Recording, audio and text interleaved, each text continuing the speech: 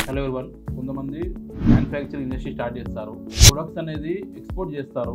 ఈ online or offline అంటే super మార్కెట్లో కానీ, ఫ్లిప్కార్ట్, అమెజాన్లో కానీ, లేదా సూపర్ మార్కెట్లో కానీ వాళ్ళ ప్రొడక్ట్స్ ఓన్ బ్రాండ్ మీద సేల్ చేస్తూ ఉంటారు.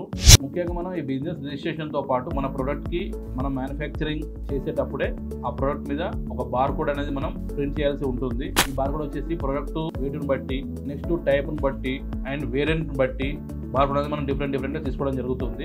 So each and every product మనం బార్ కోడ్ తీసుకోవడం జరుగుతుంది. అది క్వాంటిటీ ఎంత ఉన్నా కానీ same wait, same product, same category ఉంటే ఒకటే బార్ కోడ్ అన్నిటి పనిచేస్తుంది. సో వేరియంట్ మారినా, వెయిట్ మారినా, మొత్తం మారినా కానీ మనం డిఫరెంట్ బార్ కోడ్ తీసుకోవడం జరుగుతుంది. సో కొంతమంది తెలియక ఆన్లైన్లో ఫేక్ బార్ కోడ్స్ తీసుకోవడం జరుగుతుంది. ఈ ఫేక్ బార్ కోడ్లు తీసుకోవడం వల్ల GS1 నుంచి కానీ వేరే ఇతర ప్లాట్ఫామ్ నుంచి కానీ కస్టమర్కి నోటీసులు అనేది రావడం జరుగుతుంది. సో ఇలా నోటీసు వచ్చినప్పుడు డిపార్ట్మెంట్ నుంచి వాళ్ళు మనకి లీగల్ అథారిటీ నుంచి పెనాల్టీ అనేది కూడా ఇవ్వడం జరుగుతుంది. 20,000 సంథింగ్, 30,000, 40,000 అట్లా ఉండడం జరుగుతుంది. సో మనకి తక్కువలో వచ్చేస్తుందని చెప్పి బార్ కోడ్ మనం తీసేసుకొని మన ప్రోడక్ట్ మనం వేసేసుకొని మ్యానుఫ్యాక్చర్ చేసి ట్రేడింగ్ చేసేస్తే ఫ్యూచర్లో మనకి నోటీస్ రావడం జరుగుతుంది. ఇలా చేసుకుంటూ పోతుంటే మన కంపెనీకి లీగల్ ఇష్యూస్ రావడం జరుగుతుందండి. సో లీగల్గా ఇష్యూస్ మనకు రావద్దు అనుకుంటే మనం రిజిస్టర్డ్ బార్ కోడ్లు మనం తీసుకుంటేనే మన ప్రోడక్ట్ అనేది ముందుకు వెళ్తుంది, మన బిజినెస్ కూడా ఈజీగా గ్రోత్ అవుతుంది.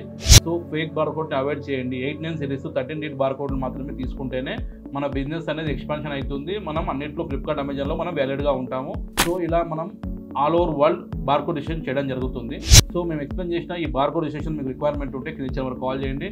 మ్యాక్స్ ద్వారా పూర్తి తెలుసుకోండి. Thank you.